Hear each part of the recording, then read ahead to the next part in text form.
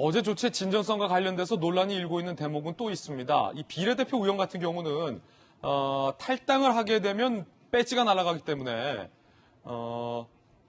자진 탈당이 아니라 출당 조치를 시켜서 사실상 의원직을 유지시켜 줬다라는 비판도 있는데요. 함께 보시죠. 바로 윤미향 의원. 부동산 명의신탁 의혹인데 2017년 시어머니가 살던 신우이 명의의 집을 판 돈으로 시어머니의 새 집을 마련해 줬다. 그런데 남편 명의로 집을 샀다는 거죠. 윤 의원의 해명은 해당 주택은 시어머니에게 증여했다. 라고 해명을 하고 있습니다. 비례대표 2명에는 출당 조치를 했습니다. 자진 탈당 형식이 아니라 탈당 시 의원직을 상실해서 출당 조치에 따르면 무소속으로 국회의원 신분을 유지할 수 있다. 라는 얘기도 지적되고 있습니다. 일단 김현아 의원님, 부동산 전문가잖아요. 이번 권익위의 조사 결과 어떻게 보시는지, 그리고 특히 이 비례대표 의원들의 의원직을 유지시켜준 것에 대해서는 어떻게 생각하십니까? 일단 이번에 국민권익위에서 발표한 자료의 내용을 보시면 실명도 없었고 구체적인 그 혐의에 대해서도 사실은 자세하게 설명되어 있지는 않고요.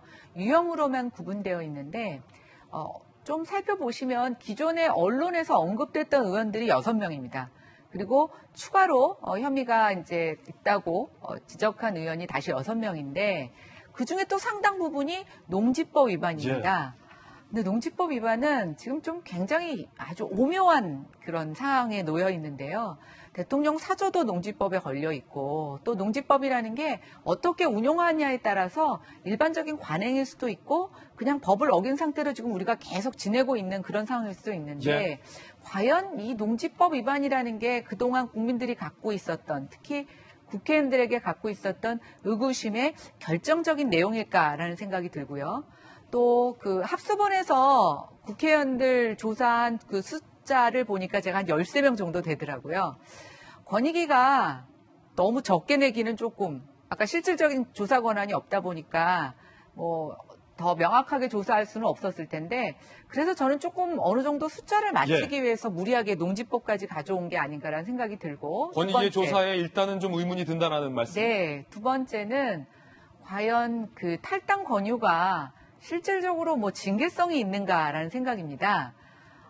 지금 비례대표를 위해서 출당 조치를 했다면 저는 12명 전부 다 출당 조치를 하는 게 맞다고 보여집니다. 그런데 비례대표가 아닌 지역구 의원들에게는 탈당을 권유하고 또 비례의원들에게는 출당을 조치함으로써 사실상 의원직들은 다 유지해 준 건데 국민들 입장에서 보면 그럼 그게 뭐가 징계야? 뭐가 달라지는 거지? 이런 생각으로 하게 되면 국회의원들은 탈당을 하는 것에 여러 가지 복잡한 문제가 있지만 국민들 눈높이에서는 어떠한 의문점도 해결되지 않았고 또 어떠한 책임지는 모습도 보여지지 않았다라는 저는 그런 생각이 듭니다. 그렇군요. 정익진 변호사님, 12명 가운데 한 분의 사례를 보면 2018년 누나와 사촌 등 지역구인 경기도 광주 인근 땅을 5억 9,400만 원에 공동으로 사들였는데 3년 만에 이 땅값이 10배 이상 급등한 사례도 있어요? 네네. 보니까 11월 달에 경기도 광주에 땅을 샀는데 6,409제곱미터, 평으로 따지니까 1,942평. 상당히 큰 땅을 샀잖아요. 이 땅을 샀는데 누나가 땅을 샀다라고 했는데 만약에 누님이 재력이 많으시다 그러면은 그럴 수도 있겠다라고 굳이 선회할 수도 있겠는데 이분이 또 돈이 부족해가지고 누구랑 같이 샀냐면은 누나, 사촌, 그다음에 심지어 보좌관의 부인 이런 사람들하고 같이 땅을 샀다라고 하는 걸 보니까 이렇게 땅을 살 때는 아무리 내가 사고 싶은 땅이 있다고 하더라도 무리하면서까지 사는 경우는 아주 구체적인 정보가 있지 않고서는 힘들지 않을까. 자, 결론적으로 놓고 보면 3년 만에 그 땅이 10배 이상 올랐는데 그때 당시 살 때 누나도 사고 사촌도 사고 보좌관 누구도 사고 본인도 사고 다 샀다. 공동명의로 샀다. 네네, 그런 것 같아요. 그런데 이게 얼마짜리 땅이냐면 한 5억 5천 정도 되는 땅인데 10배가 올랐다라고 50억이 올랐다는 거 아니겠습니까? 그런데 더 중요한 건 뭐냐면 임 의원이 어디 소속이었느냐. 국토교통위 소속이었단 말이에요. 국토위 소속이었어요. 그러니까 이 시점에서 저는 누가 생각이 나냐면 손혜원 전 의원이 생각이 난단 말이죠. 이 부패방지법에 보면은 업무상 비밀 이용죄가 있거든요. 어떻게 되어 있냐면 공직자가 업무 처리 중 알게 된 비밀을 이용해서 사적인 재산상 이득을 취득하게 되면 예. 이거는 7년 이하 징역 7천만 원 이하 벌금에 해당할 수 있기 때문에 여러 가지 정황상 이거는 진짜로 수사의 대상이 돼서 좀 밝혀질 문제가 아닌가 그런 생각이 듭니다. 아니 김영주 의원님 네. 지역구에 있는 비밀 개발 정보를 이용해서 국회의원이 자신의 지역구에 주변인들과 함께 공동으로 땅을 투자해서 시세 차익을 보면 안 되는 건 아닙니까? 이거 내로남불 아닙니까? 그렇죠.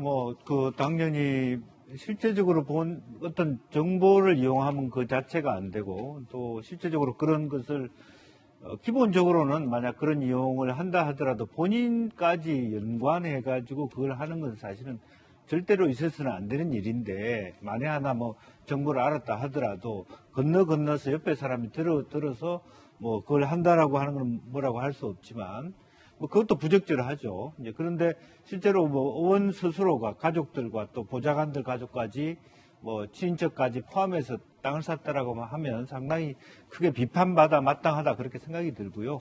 그러니까 아무래도 세 가지 유형이 있습니다. 농지법도 있고 신탁 말하자면 명의신탁에 대한 부분도 있고 그렇지만 가장 중대한 범죄가 아무래도 국회의원이 권위를 가지고 있는 그 안에서 나온 정보나 말하자면 그런 그 지식을 가지고 부정하는 행위를 했다라면 가장 크게 비판받아야 될 부분이고 다만 이제 아직까지 본인들은 스스로가 해명 자료를 내지 못했다고 하니까 이제 그런 것까지는 한번 좀 들어볼 필요는 있을 것 같습니다. 그렇군요.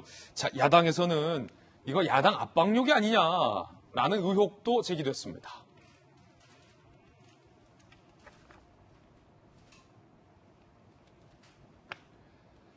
윤호중 원내대표, 저희는 제살 깎는 심정으로 결단했고 이제는 야당 차례다라고 공을 넘겼어요.